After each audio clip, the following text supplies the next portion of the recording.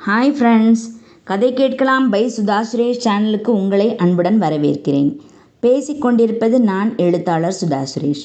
இன்றைக்கி நம்ம சேனலில் நாம் பார்க்க போகிறது நானே வருவேனே கதையின் அடுத்த அத்தியாயம். கதைக்கு போகிறதுக்கு முன்னாடி நம்ம சேனலை இதுவரையும் சப்ஸ்கிரைப் பண்ணாதவங்க சப்ஸ்கிரைப் பண்ணிக்கோங்க.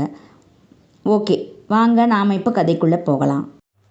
அத்தியாயம் 65, இறுதிப் பகுதி. விஷால் கூறிய ஒவ்வொரு வார்த்தைகளும் மனதைச் சுட, தான் அவசரப்பட்டு விட்டோமோ, தன் முடிவு தவறோ என்று யோசிக்க ஆரம்பித்திருந்தாள் இனியா.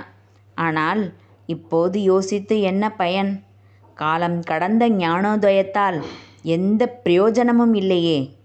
தற்கொலை என்கிற முடிவிற்கு போவதற்கு முன் கொஞ்சம் யோசித்திருக்கலாமோ? தன் கணவன் வந்த பிறகு தன்னை பற்றி அவன் என்ன நினைக்கிறான் என்பதை தெரிந்து கொண்டு அதன் பிறகு முடிவெடுத்திருக்கலாமோ? இப்படி அவளுக்கு தோன்றிய அந்த நிமிஷத்தில் அவளுடைய அழுகை இன்னும் பெருக்கெடுத்தது. ஆனால் விஷால் இன்னும் தன் பேச்சை முடிக்கவில்லை. மீண்டும் பேச துவங்கினான். நான் இன்னொன்று சொல்ல நினைக்கிறேன் இனியா. நான் இப்போ சொல்ல போகிறது உனக்கு பிடிக்காம கூட போகலாம். ஆனால் உன் மனசை காயப்படுத்துகிற நோக்கத்தில் கண்டிப்பாக நான் இதை சொல்லலை, சரியா? தயவு செஞ்சு என்னை தப்பாக நினச்சிடாத. அப்படி என்னதான் தன் கணவன் சொல்லப் போகிறானோ என்கிற குழப்பத்தோடு அவனை ஏறெடுத்து பார்த்தால் ரேஷ்மிக்குள் இருந்த இனியா. நீ இப்போ குழந்தையோடு இருக்கணும்னு தான் திரும்பி வந்திருக்க, இல்லையா? ஆமாம் விஷால், குழந்தைக்காக மட்டும்தான் நான் வந்தேன். சத்தியமாக வேறு எந்த நோக்கத்தோடையும் நான் வரலை.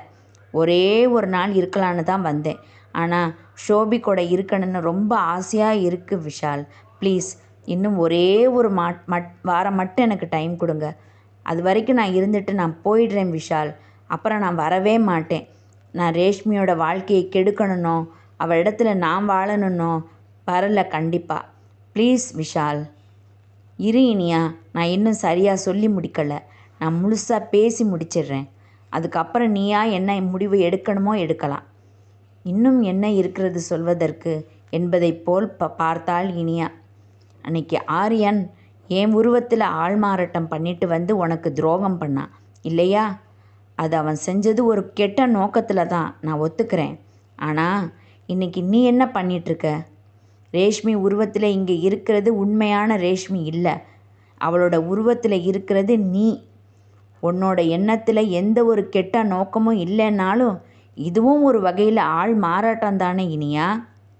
விஷால் இவ்வாறு கேட்டவுடன் இனியாவுக்கு தூக்கி வாரி போட அதிர்ச்சி நிறைந்த கண்களால் அவனை பார்த்தாள். இது தப்பு இல்லையா இனியா? ரேஷ்மியோட இடத்துல நீ ஒரு வாரமோ இல்லை ஒரே ஒரு நாளோ இருந்தால் கூட அதுவுமே அவளுக்கு நீ செய்கிற துரோகம் தானே. இந்த ஆள்மாறாட்டம் மட்டும் சரியா? அவன் சொல்லும் ஒவ்வொரு சொல்லும் அவள் இதயத்தை கிழித்தன. ஆனால் அவன் கூறிய வார்த்தைகளில் இருந்த உண்மை அவளை பேச விடாமல் தடுத்தது. விஷால் இனியா அருகில் வந்தான்.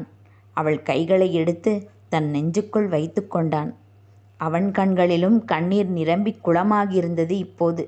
இங்கே பாரு இனியா, ஒரு நாள் மட்டுமே குழந்தை கூட இருக்கலான்னு நீ வந்த. ஆனால் அது இப்போ அந்த ஒரு வாரம் உன் மனசு இருக்க சொல்லுது. இந்த ஒரு வாரமும் முடிஞ்சதுன்னா கூட உனக்கு இங்கே இருந்து போக மனசு வராது இனியா. ஷோபி நீ பெத்த குழந்த. அந்த ஒரு வாரன்றது அப்புறம் 1 மாதம் ஆகும், அப்புறம் அது 1 வருஷம் ஆகும். ஆனால் நாளாக நாளாக நாம் ஏன் போகணும்னு தோண ஆரம்பிச்சிடும் உனக்கு. நீ சுயநலவாதியாக மாறிடுவ. உன் குழந்தைக்காக நீ என்ன வேணாலும் செய்ய தயாராகிடுவ. நீ நல்லவ இனியா, ரொம்ப நல்லவ. குழந்தைக்காக நீ ஆவியாக ரேஷ்மி உடம்புல இருக்கணும்னு நினச்சா சத்தியமாக சொல்கிறேன் இனியா, கொஞ்சமாக நீ மாறிடுவ. நீ ஒரு கெட்ட ஆவியாக மாறுறதுக்கு தான் வாய்ப்பு அதிகம் இருக்குது. நான் அதை விரும்பலை இனியா. சூர்யா என்கிட்ட உன்னை பற்றி சொல்லு பயந்தப்ப கூட என் இனியா அப்படிப்பட்டவ இல்லை. கண்டிப்பாக ரேஷ்மி வாழ்க்கையை கெடுக்க மாட்டான்னு தான் நான் அவர்கிட்ட சொன்னேன். ஆனால் நீ இப்போ செய்கிறது அவங்க பயம் உண்மைன்னு சொல்ல வைக்குது. நான் இதை கொஞ்சம் கூட விரும்பலை இனியா. என் இனியா ரொம்ப ரொம்ப நல்லவ. நீ என்றைக்குமே அதே இனியாவை இருக்கணும்னு தான் நான் ஆசைப்பட்றேன். நான் உன்னை எப்போவும் காதலிச்சிட்டே தான் இருப்பேன் இனியா. நீ களங்கம் ஆயிட்டதா ஒரு நாளும் நான் நினைக்கல. உன் மனசு எனக்கு தெரியும். அந்த கள்ளங்கபடம் இல்லாத தூய்மையான ஒரு மனசை தான் நான் விரும்பினேன். அது மட்டும்தான் நான் பார்த்தேன். அதனால் உன்னை பற்றி குறைச்சலா நீயே உன்னை நினச்சிக்காத இனியா. அது உனக்கு ஒரு நாளுமே அமைதியை கொடுக்காது. எனக்கு உன்னை ரொம்ப பிடிக்கும். அடுத்த ஜென்மம்னு ஒன்று இருந்தால் கண்டிப்பாக நாம் 2 பேரும் ஒன்று சேருவோம். ஷோபி தான் நமக்கு குழந்தையா வந்து பிறப்பா. அப்போவும் இப்போ உனக்கான நேரம் இங்கே இந்த ஜென்மத்தில் உனக்கு இங்கே முடிஞ்சு போச்சு இனியா. அந்த உண்மையை நீ ஏற்றுக்கிட்டு ரேஷ்மிக்கு இடம் கொடுத்துட்டு நீ நிம்மதியாக இங்கேருந்து போகணும்னு நான் நினைக்கிறேன், ஆசைப்பட்றேன். செய்வியா இனியா? விஷாலின் இந்த மனம் நிறைந்த பேச்சில் மனம் லேசானதை போன்று உணர்ந்தாள் இனியா. ஒரு சிறிய தலையசைப்புடன் பொங்கி வழியும் கண்ணீருடன் கணவனின் நெஞ்சில் சாய்ந்தாள். அவள் தலையை ஆறுதலுடன் கோதிவிட்டான் விஷால். அதே நிலையில் அமைதியுடன் இருவரும் சிறிது நேரம் தங்கள் மனதை கரைத்து கொண்டு மெய்மறந்து நின்றிருந்தனர். பிறகு இனியா தன் கணவனின் கன்னத்தில் முத்தமிட்டாள். குழந்தை படுத்திருந்த தொட்டிலின் அருகே சென்றாள். அதில் ஷோபி கண் விழித்திருந்தாள். இனியாவின் முகத்தை பார்த்ததும் கையை காலை அசைத்து தன் தாயை பார்த்து சிரித்தாள். மா மா மழலையில் அழைத்தாள் குழந்தை. அவளை கைகளில் தூக்கி வைத்து அவளை முத்தமழையில் நனைத்தாள் இனியா. பிறகு குழந்தையை அங்கு கட்டிலில் உட்கார வைத்தாள். பிறகு விஷாலை பார்த்து சிரித்தாள். நீங்கள் ரொம்ப நல்லவர் விஷால். இந்த ஜென்மத்தில் உங்கள் கூட வாழ நான் கொடுத்து வைக்கல. ஆனால் நீங்கள் சொன்ன மாதிரி கண்டிப்பாக நாம் அடுத்த ஜென்மத்தில் ஒன்று சேருவோம். நீங்களும் ரேஷ்மியும் ஷோபியோட சந்தோஷமான ஒரு வாழ்க்கையை வாழணும் விஷால். நான் போகிறேன் இங்கேருந்து. அவன் கைகளை எடுத்து அது அழுத்தமாய் ஒரு முத்தம் பதித்தாள். குழந்தையை பார்த்து கையாட்டினாள். ரேஷ்மியின் உடலில் இருந்து புகை போல் ஒன்று கிளம்பி வெளியேறியது. ரேஷ்மி உடனே மயக்கம் வருவது போல் தள்ளாடினாள். ரேஷ்மி! விஷால் அவளை சட்டென்று தாங்கி பிடித்து கொண்டான். பிறகு அவளை கட்டிலில் மெதுவாக படுக்க வைத்தான். அங்கிருந்த தண்ணீர் பாட்டிலை எடுத்து சிறிது தண்ணீரை கைகளில் எடுத்து அவள் முகத்தில் தெளித்தான். தண்ணீர் பட்டவுடன் கண்களை திறந்தாள் ரேஷ்மி. எதிரே நின்றிருந்த விஷாலை பார்த்து முழித்தாள். சுற்றிலும் பார்த்து சட்டென எழுந்தாள். விஷால், எனக்கு என்ன ஆச்சு? ஒன்றும் ஞாபகமே இல்லையே எனக்கு. உனக்கு நேற்று திடீர்னு காய்ச்சல் வந்து உடம்பு ரொம்ப கொதிக்க ஆரம்பிச்சிருச்சு ரேஷ்மி. அதுதான் மருந்து கொடுத்தேன். சாப்பிட்டு நான் நல்லா தூங்கிட்டேன். இப்போவும் எப்படியோ மயக்கம் வருதுன்னு நீ சொன்ன. அதுதான் கொஞ்சம் தண்ணியை வச்சு உன் கண்ணை தொடச்சி விட்டேன். ஓ, எதுவுமே எனக்கு ஞாபகம் இல்லை விஷால். சாரி. எதுக்கு சாரியெல்லாம் சொல்கிற ரேஷ்மி?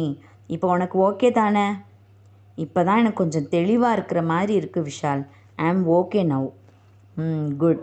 ஆனால் என்ன, நேற்று நடக்க வேண்டிய ஃபஸ்ட் நைட் தான் நமக்கு மிஸ் ஆயிடுச்சு இல்லையா ரேஷ்மி என்று அவள் இடையை வளைத்தான். வெட்கத்தில் முகம் சிவக்க தலை குனிந்தாள் ரேஷ்மி. அவள் முகத்தை தன் கைகளால் தாங்கி, நேற்று மிஸ் ஆனா என்ன, இன்னைக்கு அதை சிறப்பாக கொண்டாடிலாம் என்ன ரேஷ்மி, சரிதானே என்று அவன் கண்களை பார்த்து கேட்கவும் அவனை நேராக பார்க்க இயலாமல் சிரித்தபடி அவனிடம் இருந்து தன்னை விடுவித்து கொண்டு வேகமாக உள்ளே ஓடினாள். ஷோபி இருவரையும் பார்த்து சிரித்தாள். அப்போது அவனுடைய அலைபேசி முணுமுணுத்தது. அதில் மதுவந்தியின் பெயரை பார்த்தவுடன் எடுத்து அழைப்பை ஏற்று காதில் வைத்தான் விஷால். சொல்லு மது, என்னடா லைஃப் எப்படி போயிட்டுருக்கு? ஏய், நேற்று தானே எங்கள் மேரேஜ் முடிச்சுட்டு போனேன். அதுக்குள்ளே லைஃப் எப்படி இருக்குன்னு கேட்குற? லூசாடி நீ. அதுக்குள்ளடா, முந்தா நேற்று வரைக்கும் பேச்சுலர் லைஃப்பில் இருந்த நீ நேற்று தானே மேரிட் லைஃப்பில் நுழைஞ்சிருக்க. அதுதான் கேட்டேன். சரி சரி, நீ எந்த பதிலும் சொல்ல வேணாம். நான் கூப்பிட்ட விஷயத்த சொல்லிடுறேன். நாளைக்கு எங்கள் வீட்டில் ஒரு கெட் டுகெதர் அரேஞ்ச் பண்ணியிருக்கோம். ரேஷ்மியை கூட்டிகிட்டு நீ கண்டிப்பாக வந்துடு. ஓ அப்படியா? நம்ம ஃப்ரெண்ட்ஸ் நாம் மட்டும்தான்டா. ஷில்பாவும் சூர்யாவும் வருவாங்க. நீயும் ரேஷ்மியையும் கூட குழந்தையும் கூட்டிகிட்டு வந்துடு. ஓகே, கண்டிப்பாக வர்றோம் அது. ஓகேடா, பார்ப்போம் நாளைக்கு. அடுத்த நாள் மாலை நேரத்தில் அனைவரும் மதுவந்தியின் வீட்டில் ஒன்று சேர்ந்தனர். அனைவரும் சிறிது நேரம் பேசி கொண்டிருந்தனர். அந்த நேரத்தில் விளையாடி கொண்டிருந்த ஷோபி எழுந்து தத்தி தத்தி நடக்க ஆரம்பித்தாள். 4 அடி எடுத்து வைத்துவிட்டு திரும்பி பார்த்தாள். உடனே ரேஷ்மி ஒரு பக்கம், விஷால் ஒரு பக்கம் என்று குழந்தையை கை நீட்டி அழைத்தனர். ஷோபி, வாடா, அம்மா கிட்ட வா. ஷோபி கண்ணு, அப்பா கிட்ட வா. குழந்தை இருவரையும் மாறி மாறி பார்த்தாள். பிறகு அம்மா என்றபடி ரேஷ்மியை நோக்கி நடந்தாள். உடனே விஷால், இத்தனை நாளாக பார்த்துக்கிட்டது நான், இப்போ உனக்கு அம்மா தான் வேணுமா? இரு உன்ன என்று கிண்டலாக கூறியபடி எழுந்து குழந்தையை நோக்கி ஓடினான். உடனே ரேஷ்மியும் எழுந்து குழந்தையிடம் சென்றாள். தன் தந்தையும் தாயும் தன்னை நோக்கி வருவதைக் கண்டு அங்கேயே நின்றுவிட்டாள் ஷோபி. இருவரும் வேகமாக ஓடி அவள் அருகில் சென்றதும் சேர்ந்தபடியே குழந்தையை தூக்க குனிந்தனர். உடனே இருவருடைய தலையும் முட்டிக்கொண்டது. ஹா! சினுங்கியபடி இருவரும் ஒருவரை ஒருவர் பார்த்து கொண்டனர். குழந்தையோ இருவரையும் பார்த்து கைதட்டி கபகபவெனச் சிரித்தாள். பிறகு இருவரும் சேர்ந்தே குழந்தையை தூக்கி இரு கன்னங்களிலும் முத்தமிட்டனர். அனைவரும் அதை சந்தோஷத்துடன் பார்த்து கொண்டிருந்தனர். சூர்யாவின் கண்களில் ஆனந்த கண்ணீர் வழிந்தது. தன் தங்கையின் ஆனந்தமான வாழ்க்கையைக் கண்டு மனம் நிறைந்து விட்டிருந்தது அவனுக்கு. மேலிருந்து இதையெல்லாம் கவனித்து கொண்டிருந்த இனியாவின் முகத்திலும் ஆனந்தம் பரவியிருந்தது. தன் குழந்தையை நல்லதொரு பாசமான பெண்ணிடம்தான் ஒப்படைத்து இருக்கிறோம். குழந்தையும் அவளை தன் தாயாக ஏற்றுக்கொண்டு விட்டாள். இனி தன் குழந்தையை நினைத்து எந்த கவலையும் படத் தேவையில்லை.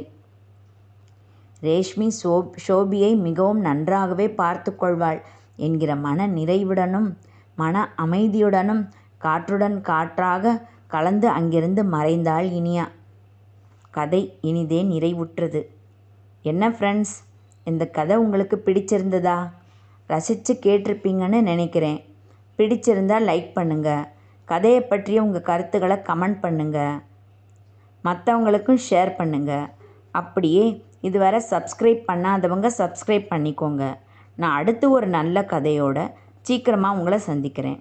அதுவரை நன்றி கூறி விடைபெறுவது நான் சுதா சுரேஷ். பாய் மக்களே.